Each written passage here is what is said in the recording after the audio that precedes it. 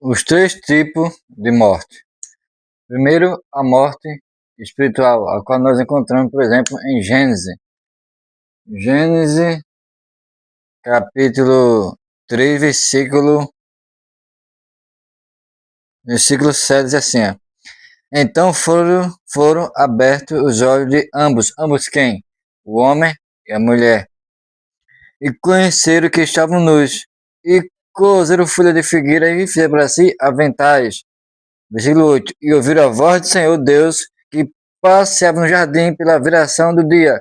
Escondeu-se Adão e sua mulher da presença do Senhor Deus entre as árvores do jardim. É aqui que entra o primeiro tipo de morte que a Bíblia apresenta, a morte espiritual. O que é isso na prática? Como nós vemos aqui, tanto a morte espiritual como a morte do corpo, como a morte eterna, que nós falamos aqui, vamos falar rapidamente, são todas elas nascem do efeito do pecado, ok? Tanto a morte espiritual, a morte do corpo, como a morte eterna, todas elas procedem de um só ato, o pecado original. Ou, enfim, o pecado é a causa de esses três tipos de morte que a própria Bíblia nos apresenta de forma clara e muito concisa, ok? Então veja bem, o que é a morte espiritual nesse contexto? É o fato de que o homem automaticamente, após sua consciência ferida pela desobediência e o pecado, este é impulsionado a se afastar de Deus. Veja que Adão e sua mulher, após cair em pecado, desobedecendo a ordem de Deus, de Gênesis 2, 16, 17, eles automaticamente procuram se esconder quando ouvem a voz de Deus só no jardim. Veja que o pecado, a morte espiritual, é aquela que automaticamente após o pecado do homem se distancia de Deus, ele é tomado por uma vergonha muito profunda e medo, de tal modo que ele é conduzido, é impulsionado a querer se afastar ou se distanciar de Deus, como se Deus de alguma forma fosse o punir de forma severa pelo seu ato. Então o pecado traz consigo medo, culpa e vergonha. Aqui que nós vemos também os três efeitos do pecado: medo, culpa, vergonha. Então, com o pecado, com a consciência ferida, o homem sente o quê? Medo, culpa e vergonha. Esses três atos o impulsiona a pensar que se distanciar de Deus é a sua melhor opção, como se Deus fosse um Deus de fato punitivo, raivoso, que irá punir severamente pelo seu ato, ok? Mas, enfim, vamos para o segundo tipo de morte, pois eu quero ser sucinto, quero ser breve nesse vídeo, ok? O segundo tipo de morte nós vemos, por exemplo, no próprio texto, mais à frente, acho que é Gênesis 5, nós vamos ver que Adão viveu 930 anos e morreu. Perceba que o pecado não só trouxe morte espiritual, que é afastamento de Deus, ok? Como também o pecado trouxe morte física, a morte do corpo.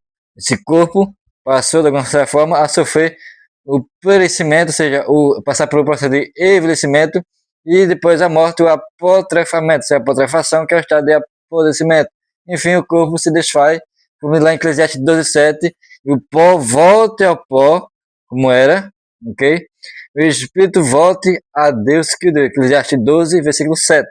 Fala desta morte também, que é a morte do corpo, e essa novamente como consequência do pecado original, da queda. Okay? Todos estes trechos de morte descendem da queda, ok? E por último, para nós concluirmos, vamos para Mateus 25, versículo 41. Diz assim o texto: Então dirá também aos que estiverem à sua esquerda: Apartai-vos de mim, malditos, para o quê? Para o fogo eterno, preparado para o diabo e seus anjos. Eu tive fome e não me deste de comer, tive sede e não me deste de beber, estive nu e não vestiste, estive preso ou no hospital e não foste ver nem visitar-me. E perguntou, mas Senhor, quando foi que nós estivemos nu, com fome, com sede, no hospital e doente nós não fomos ver-te? Dirá, quando não fizeste dos pequeninos, a mim não o fizer, diz o texto. E no versículo 46 diz assim, ó, irão este quem? Tiver à sua esquerda, aqui, faz a separação do bodes das ovelhas. Irão este por aqui para o tormento eterno, porém o justo para a vida eterna. Olha só, a morte espiritual, que nós citamos lá em Gênesis capítulo 3, versículo 7 a 8, a morte do corpo, também que nós vemos lá em Gênesis também 5, também, como também em Eclesiastes 12, 7, como também em Hebreus 9, 27, que fala que após a morte segue-se o juízo, pois a homem está ordenado a morrer apenas uma vez, vem depois disso o juízo, Hebreus 9, 27, nós vemos a morte do corpo. E por último, a morte eterna, e as mais terríveis de todas é de fato esta, a morte eterna. Por que a morte eterna? Por que falei morte eterna? Porque essa é aquela em que o homem não só se separará da pena de Deus por um período, mas de forma plena e por toda a eternidade. É um período sem fim.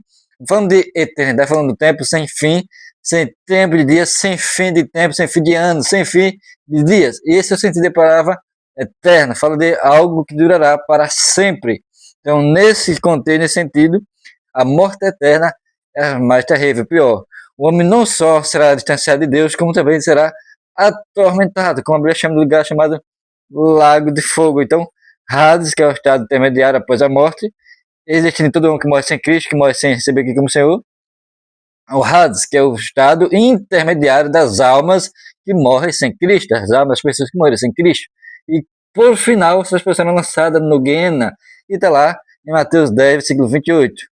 Ele fala, não tem mais que matar o corpo, mas podem matar a alma. Antes tem que aparecer no inferno, tanto a alma quanto o corpo. Lá para o inferno, lá em Mateus 10, 28, é Guiena.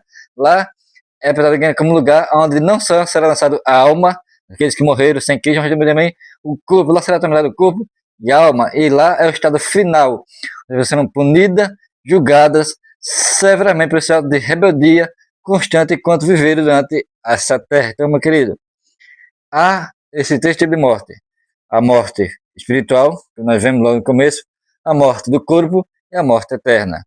Então, Cristo, ele foi enviado para nos livrar desta morte, a morte eterna. O principal alvo de Cristo com sua morte, com sua crucificação e sua ressurreição foi nos livrar da ira de Deus, da ira futura de Deus que há de cair sobre todos aqueles que não receberam Cristo como seu Salvador. Cristo vem nos salvar deste estado terrível. Portanto, meu querido, não é o prazer de Deus nos mandar, nem enviar ninguém para o inferno. Esse não é o prazer de Deus. O prazer de Deus é salvar pecadores que de fato reconhecem sua condição miserável, sua necessidade de um Salvador e se lança para Ele. Portanto, venha para Cristo, se lance para Cristo, se joga aos braços de Cristo quanto há tempo, quanto há oportunidade, como diz lá em Isaías 55, versículo 6.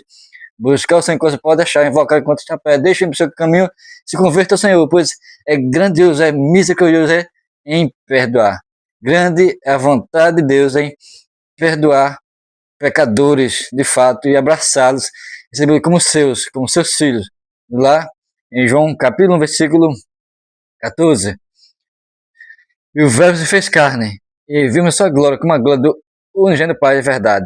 Lá diz assim, veio porque era seu, que era judeu, mas vocês não receberam. Portanto, todavia, tanto quanto receberam, ou receberem, deu-lhes o poder de serem feitos os chamados filhos de Deus. Portanto, meu querido, em Cristo Jesus, nós temos a oportunidade e o privilégio de sermos considerados filhos de Deus pelo meio da adoção, pela habitação do Espírito Santo em nós, a partir da nossa conversão, em reconhecer Cristo como Senhor e Salvador. Portanto, você não precisa temer a morte eterna, não precisa temer a condenação, desde que reconheçam Cristo como Senhor e Salvador, pois este é o caminho para a vida eterna. Ele é a própria vida eterna em pessoa. Ele é o verbo vivo que se fez carne, para nos redimir, nos salvar da ira futura, esse estado de tormento que todos que em rebeldia morrerem irão passar a eternidade. Que Deus tenha misericórdia de nós, de mim, de você, que Deus tenha misericórdia de todos aqueles que me ouvem, que o mesmo, na sua misericórdia, nos alcance,